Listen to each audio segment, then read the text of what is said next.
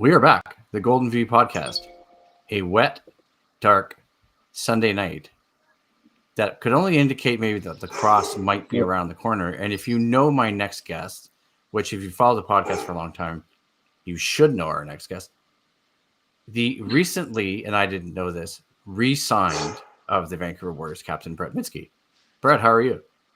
I'm good. I'm good. Sorry if you could hear a dog in the background. Oh, that's okay. Dogs are fun, man. We just It's a we just podcast. We can always adopted knock this. it out later. Anyway, so Okay. let's just get down to this. Why you're here is because training camp has started, and I'm looking at some social media posts on Facebook of you guys back in action, training. Let's get it out of the way first. Where are you guys training at? This weekend was in Langley Event Center, and then next weekend I believe we're in Rogers Arena. So it kind of goes back and forth. Yeah, right. Okay. So let's just dive right into this because there's lots of news happening, man. Once the NLL ratified its collective bargaining agreement, we could talk a little bit about that if you want. My ex Twitter account blew up with lacrosse. I mean, I follow a ton of lacrosse people anyway. But yeah, like, obviously, the notes here, the Dylan McIntosh news dropped. Sorry to see Dylan go, obviously, the 2 picks from Colorado. But let's get into the big stuff because Del Bianco, Dilks, yourself, Keegan Ball, Adam Cherlin-Beatties, Marcus Claridge, Reed Bowering, Ryan Martell, Peyton Cormier, and Ryan Sheridan all re-signed. So let's talk about that a little bit. Bring it back. Yeah, those are all right? Absolutely. Those are all big pieces in our franchise, and it's good to have them back. And right. I mean, you look at those signings, and then we definitely signed some big names in free agency from other teams. Yeah, I want to get to those, but you know what? I also want to get from you that I think is going to be a little more interesting. I mean, we've been doing this a while. Is we could talk about the stuff that's out on social media on the news, right? But everybody knows that stuff. And I think what's of value here is to dig into some stuff that people may not know that's happening at training camp that maybe people don't see. I mean, I'm sure there's nothing super controversial or confidential that you can't talk about, at least at this point. But before we dive into those key signings, obviously with a guy like Curtis Dixon, what's happening at training camp? What's the feel around there the first couple of days? It's hard not to be excited. The ownership and Kurt's done a tremendous job to put ourselves in a situation where we can compete for a championship. And I think that's something this team's been building on the last few years. And now going into the season, expectations are high. Well, and I think it's, based on the way last season ended, for those of people who are tuning in who remember or don't remember, it ended with your semifinal loss to the Buffalo Bandits, who then went on to play the Saskatchewan Rush and won, I believe, their 3rd NLL championship in a row. And so, yeah, I feel like no matter what you guys do, there's going to be some comparisons made. I don't think we're at the point we're going to make predictions yet, but all roads are probably going to lead through Buffalo, no matter who's there again this year, right? Yeah, like you said, they're 3-time defending champions. Right. And they've lost a couple of people due to free agency, but they're the team to beat for sure. Yeah, and I saw some Matt Vink news floating around too that he may or may not be returning, and a few other signings today too. Goalie from Saskatchewan going to sign in Ottawa, so that was kind of cool. But yeah, let's keep going. So there's a sense of excitement around camp. What else is happening? Like just guys getting to know each other again. Obviously, a bunch of new guys coming in. Seen a lot of stuff on social media. But before we get to the new guys, there's a bunch of names that I grabbed too. Obviously, Garrett Winter, Nathan Miller, Mick Kelly, the first pick in 2025, and Josh Carlson. What kind of role are those guys going to have this year? Yeah, they all had tremendous camp this weekend. It's hard to tell. We brought in so many guys this year, so I know it.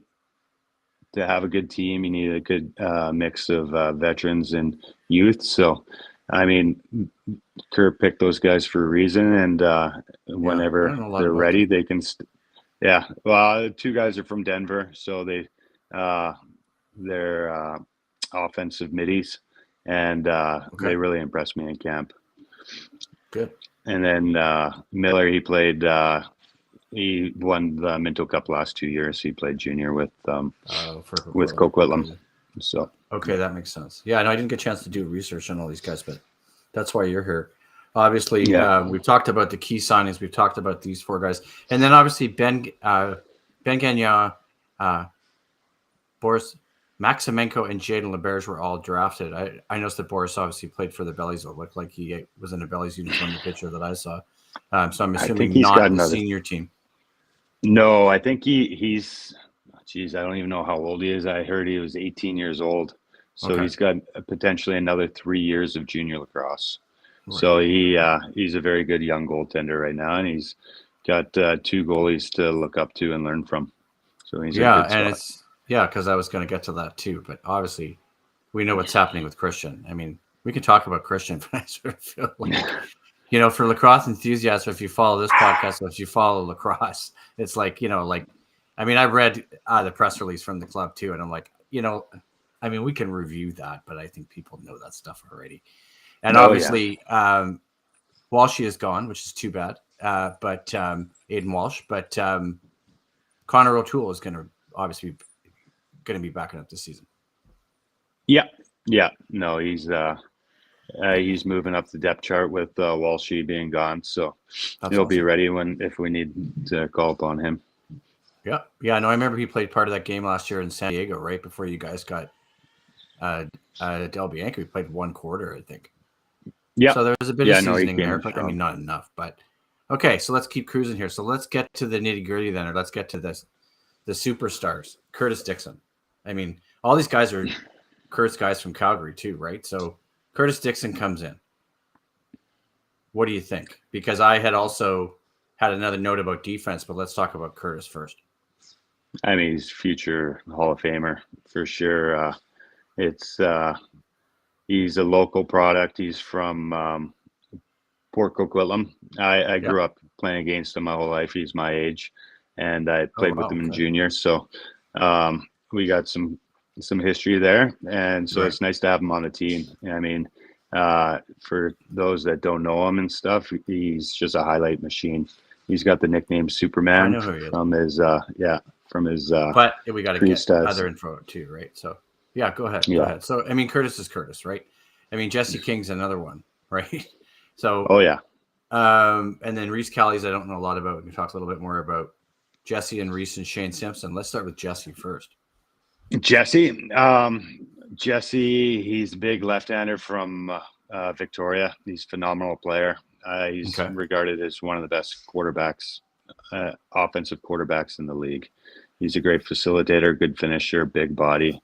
He can get in the middle, set picks, and he's got great vision. So he's another great one of the. I'd say he was the top lefty free agent, and we were able to acquire him, which was huge. Okay. Right. So, and then we get to Reese Callies, who I don't know a lot about, but these are all Calgary guys too, though, right? Yeah. So guys from Calgary. So, Reese Callies, he's going to be a pleasure to play with. He's a right-handed defender. He's probably 6'5" to 35, I'd say. Very physical. He's going to play our system to a T. Wow, man. And then obviously Shane Simpson, who I don't know a lot about either. No, he's going to be hard to see out there because he's probably the fastest guy in the league. When he was him and Christian Del Bianco played together in Calgary with all those guys, and I think Delbs ended up with like 20 points that year, all breakaway passes to Shane Simpson. Yeah, I saw that. I was reading the press release. So I was like, okay. And obviously, some guys departing. Looks like Jeff Cornwell's not going to be coming back, which is too bad. You and I spoke a lot about Jeff next year or last year. Oh, Jeff's back. Oh, okay. I don't know why I thought it looked like maybe that was a rumor on X or Adam. Can't remember his last name. He's still under contract. Maybe. Okay. Yeah. Him and Matt Beers are still under contract. Yeah. Okay.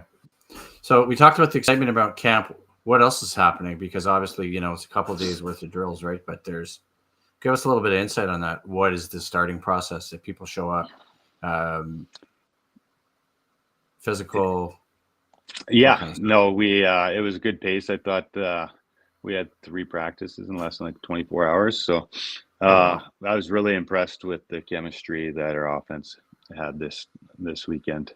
I seen Keegan Ball and Kurt Dixon together, 2 of the best righties in the game, working off each other. And then I was really impressed with Jesse King and Marcus Clarich out there working the 2-man side. So it's going to be it's going to be exciting this year.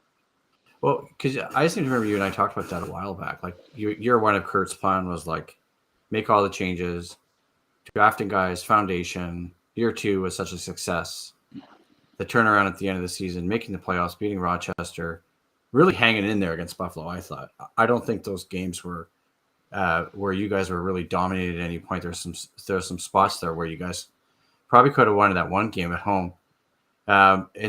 And so it just feels like now it's year 3 of Kurt. I mean, you and I talked about this in year 1 or year 2, his system, right? And how now you guys don't have another coach to start like when you and I talked about the start of 2 seasons ago. It's just going to be the guys that were at it, all the guys returning, and a real sort of like familiarity with the system now.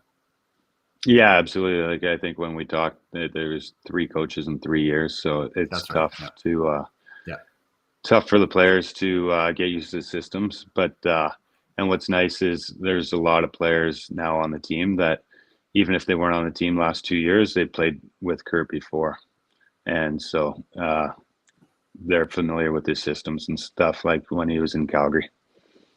Yeah, and I was looking for other storylines too, right? And you try and find as much stuff as you can, but I sort of feel like we've been building to this. And if you've been watching Warriors games for a while, even when I started this podcast in year 1, now it's year 5. It's just how much struggle there was, but sort of like if you're willing to be patient and wait for the good things to happen, now we're at that point.